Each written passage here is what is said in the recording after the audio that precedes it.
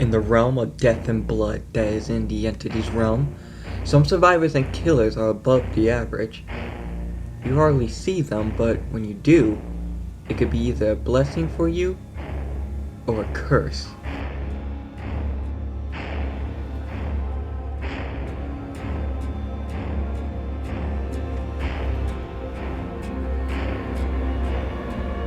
These are the legends of Dead by Daylight. The B.S.S.A agent, Sheva Alomar.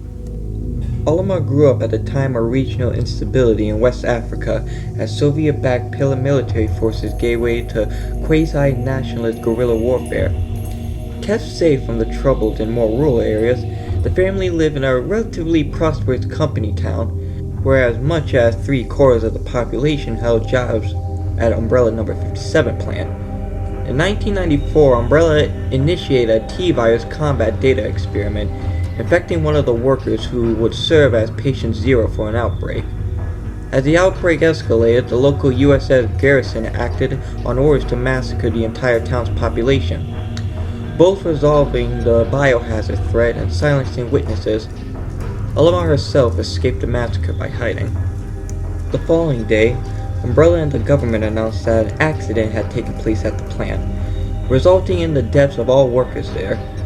Alomar herself was rescued by an uncle a day later, who had presumed everyone dead and had intended to loot the house of its possessions. Unable to stay in town, Alomar left to live with him and her 7 cousins. Having had a more prosperous upbringing, Alomar's health quickly deteriorated due to malnourishing made worse by Umbrella refusing to set up a compensation scheme for victims' families. Some 2 months after the incident at the No. 57 plant, Alomar ran away across the savannah in search of her former home. After 2 days of running, she collapsed on a cold night, but was rescued by guerrilla fighters operating the savannah who had happened upon her while driving.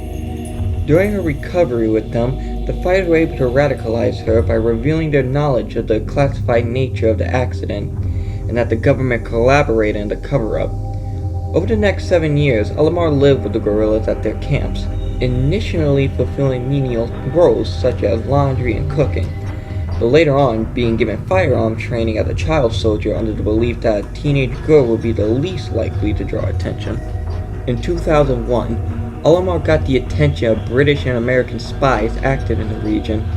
Taking pity on her, they slipped her information regarding a bioweapons deal being conducted between the Umbrella and the guerrillas, who had in secret eschewed their previous anti-capitalism and anti-colonial beliefs in favor of weapons to serve their insurgency.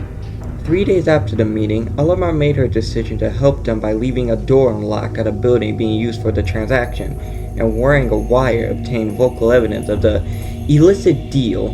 Immediately after the building was raided, USS Stratcom agents belonging to the Anti-Umbrella Pursuit and Investigation Team, the Umbrella broker disappeared, while Alomar and the other guerrillas were dragged to the U.S. consulate to avoid interference from the corrupt government.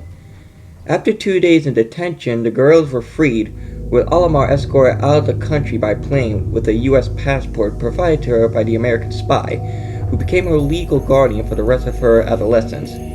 Within 6 months, she had mastered English and advanced in her education, both catching up to her peers and excelling them. At the age of either 17 or 18, Alomar was enrolled at a university. Following graduation, Alomar enlisted in the Bioterrorism Security Assessment Alliance on the advice of her guardian, who himself received a position within the Bioterrorism Assessment Committee, which oversaw the organization.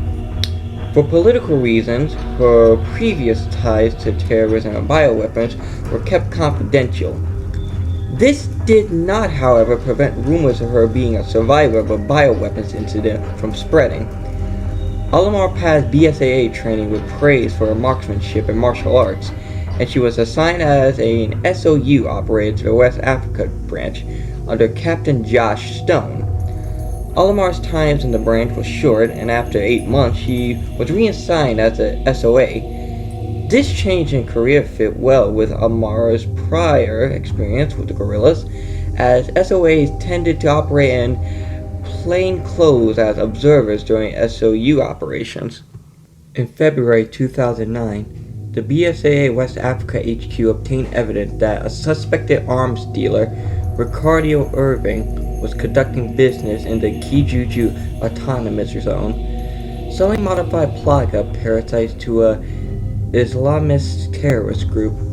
With a follow-up meeting set for Thursday 5th March, a mission was drawn up to ambush the men mid-transaction.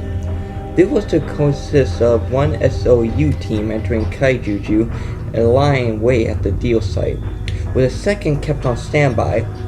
Alomar was picked as an SOA for the operation to be partnered with Chris Redfield.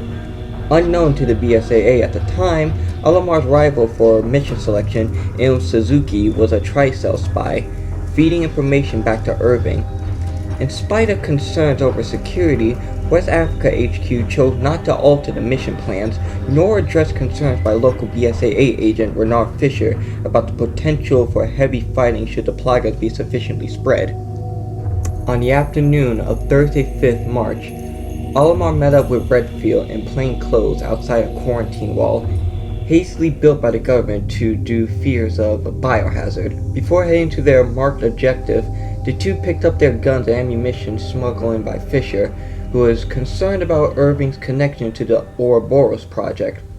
Within minutes of the mission starting, the situation began to spiral out of control. Having not received intel on the scale of the biohazard, the two were unprepared for a series of attacks by Majini, the parasitic inhabitants of the city.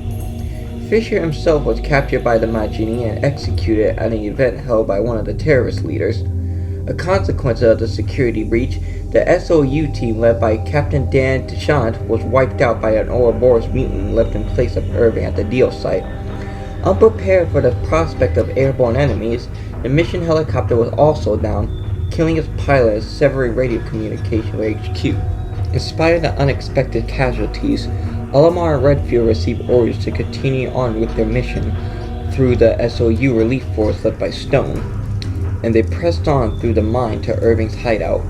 When reaching the mine, the two were briefly successful in cornering Irving, but he was rescued by a dark-cloaked figure.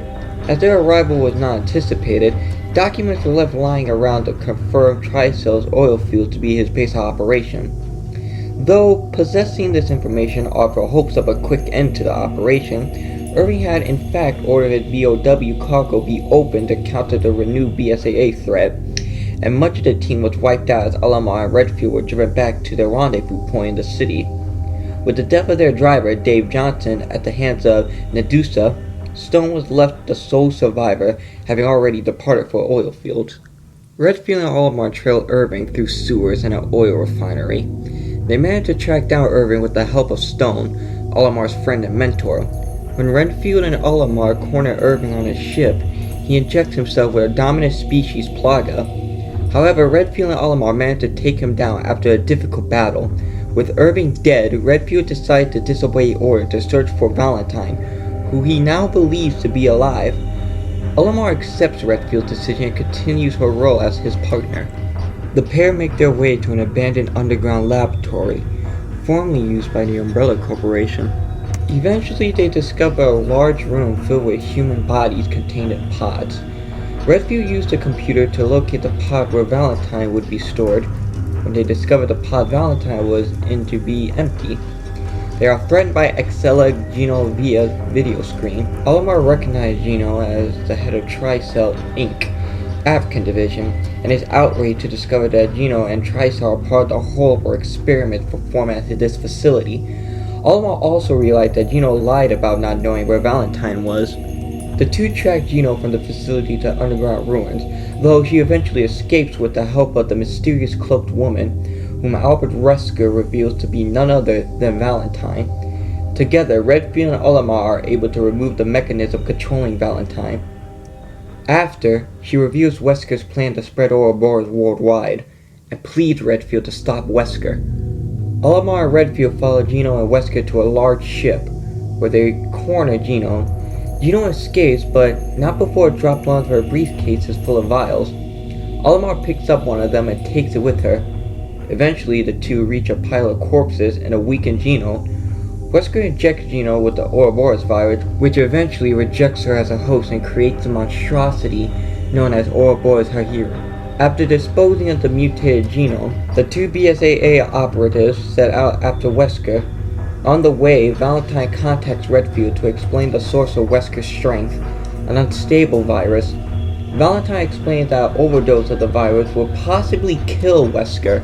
Alomar realizes that the vial she picked up from Gino's briefcase, namely PGS7AW, is the virus. Redfield and Alomar rushes to Wesker's hangar to confront him. After a difficult battle, the two are able to inject the virus into Wesker's chest by getting rid of the light to decrease Wesker's vision, and using a night vision RPG-7. With his body weakened and the two B.S.A members on his tail, Wesker escapes to his jet. Redfield and Alomar climb in through the cargo hold to stop Wesker. Mid-flight, Redfield opens the cargo hold, sucking Wesker out the back of the jet. A celebration of Wesker's demise is short-lived when Wesker grabs Alomar's leg in an attempt to take her with him. As Sheva grabbed one of the plane's beams, she looked at Chris knowing this was the end. She soon lets go. As Sheva let go, she could feel Wesker letting go as she fell and fell. She soon landed on her back. It was a rough landing. She stood up to look around. It seemed she was at a farm of some sort. Before she noticed a few other people. Where was she? If Sheva Alomar arrived a little bit earlier, these would be her perks. Perk number 1. Any means necessary. You stand up for yourself using whatever is on your hand to gain an advantage. Press and hold the active ability button for 4 seconds while standing beside a drop pallet to reset it to its upright position. Perk number 2. Solidarity. Sharing painful experience has the power to heal. When injured, healing another survivor without using a med kit also heals you with a conversion rate of 50%. Perk number 3. Desperate measures. You refuse to fail even during your darkest hour. Increase your action speeds in healing and unhooking by 14% for each injured, hooked, or dying survivor up to a maximum of 56. Sheva Alomar, B.S.A agent, and a friend, and a colleague, and most importantly, a partner, is now trapped in this realm of death and darkness.